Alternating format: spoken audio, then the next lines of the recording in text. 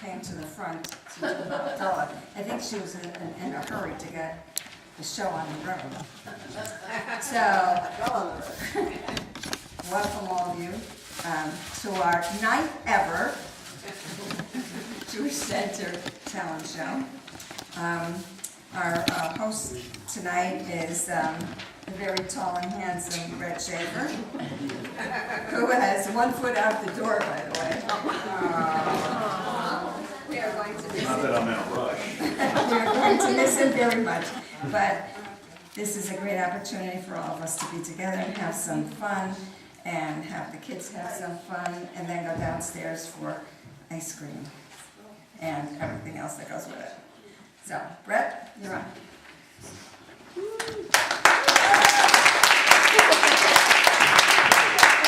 Just like to take a moment to pay our respects to our MC of the last however many years, Mike Weiner. In homage to Mike, I'm wearing my jersey. He was a big Ranger fan. I was looking for a Yankee hat tonight, but I couldn't find one because one doesn't exist in our house. Sorry. Ooh. We're a Mets family, what can I tell you? So let's just take a moment and think about Mike and what he's brought to this place. And this was one of those things that was a signature Mike event as long as I've been here.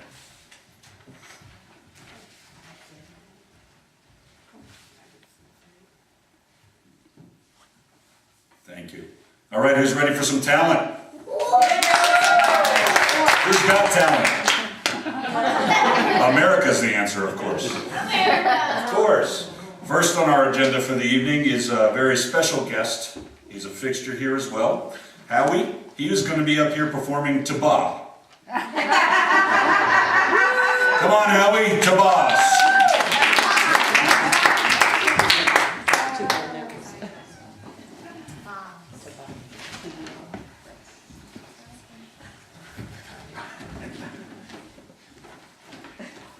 I'm going to try to make you guys laugh tonight. That's the general idea. We shall see how well it works.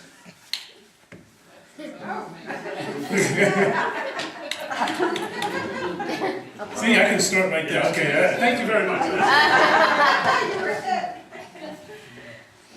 Okay, so if Microsoft was Jewish, your PC would shut down on Friday evenings automatically.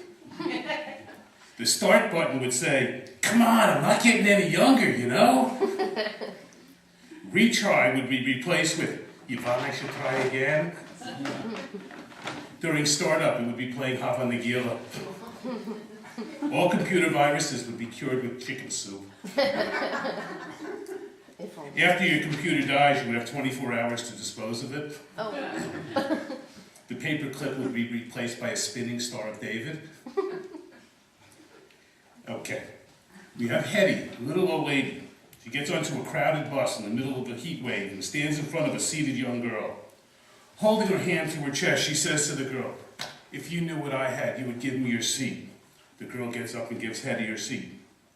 The girl then takes out a fan and starts fanning herself. And Hetty looks up and she holds her hand to her chest and goes, "If you knew what I had, you'd let me have the fan." The girl says, "Okay, here's the fan." Short while later, Hetty gets up and goes to the bus driver. "I want to get off here." And the bus driver goes, "No, you gotta wait until we get to the next stop. You can't stop in the middle of the road." Hetty puts her hand on her chest and goes, "If you knew what I had, you'd let me off here." So the bus driver, of course, stops the bus and lets her off. As she's getting off, the bus driver goes to her, "By the way, what is it you have?" And Hetty goes, "Chutzpah."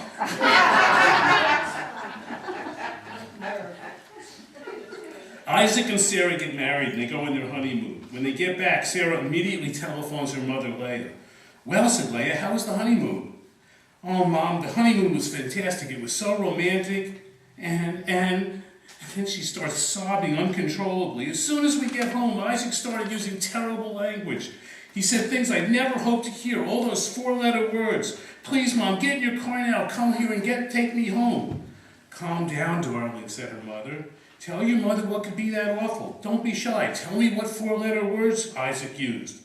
"Oh, Mom, I'm too embarrassed to tell you. They're terrible words. Just come and take me away." "But Bubala, you must tell me. You must tell me what 4-letter words he used." Still crying, Sarah goes, "Oh, Mom, he said wash, cook,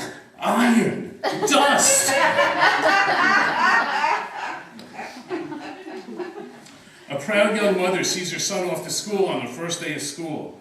Be a good boy, my bubba. Be careful and think of mommy, sweetie. Come right home on the bus, honey. Mommy loves you very much, baby. At the end of the day, she's waiting for the bus and sweeps him into her arms. And what did my love learn on his first day of school? I learned my name is David.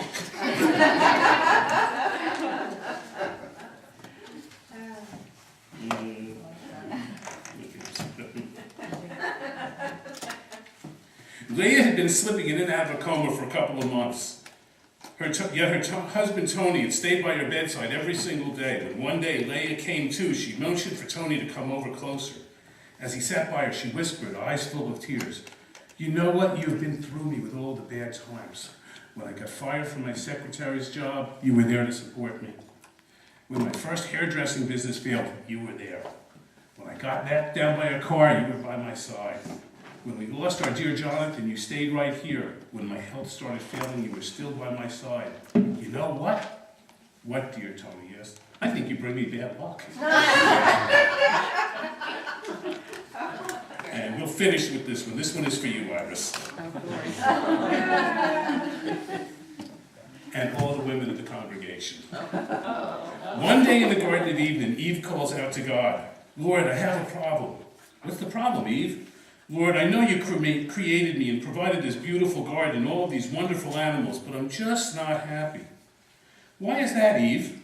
"Lord, I am lonely and I'm sick to death of apples." "Well, Eve, in that case, I have a solution. I shall create a man for you." "What's a man, Lord?" "This man will be a flawed creature with many bad traits. He'll lie, cheat, and be very competitive. All in all, he'll give you a hard time. But he'll be bigger, faster, and will like to hunt and kill things. He will be witless and will revel in childish things like fighting and kicking a ball about. He won't be too smart, so he'll also need your advice to think properly." "Sounds great," says Eve, with an ironically raised eyebrow. "But what's the catch, Lord?" "Well, you can have him on one condition." "What's that, Lord?" "As I said, he'll be proud, arrogant, and self-admiring. So you'll have to let him believe that I made him first.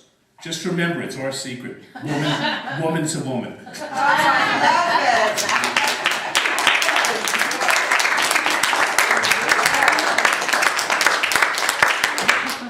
Thank you, Howie. You have chutzpah.